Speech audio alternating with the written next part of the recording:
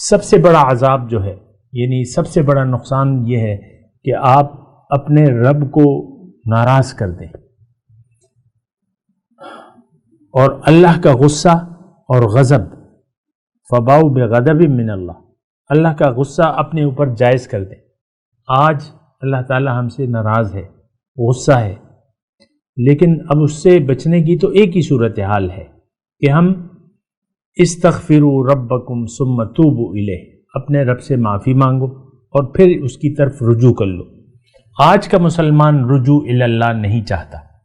یہ میں آج 2020 کی جولائی کا مہینہ ہے، اس وقت کی تاریخ میں آئندہ کیا ہوگا مجھے نہیں معلوم، لیکن ہم تو کوشش کر رہے ہیں کہ یہ قوم جاگ جائے، جو غفلت ہے اس سے باز آ جائے، جاگ جائے، اللہ کے حضور توبہ کرے اور اللہ کی طرف اپنا رخ پھیر لے، دنیا کے دھوکے سے نکل آئے اور اللہ کی طرف لو لگا لے۔ آئندہ کیا ہوگا یہ تو یعنی اللہ ہی کو معلوم ہے، لیکن ہم تو کوشش کر رہے ہیں۔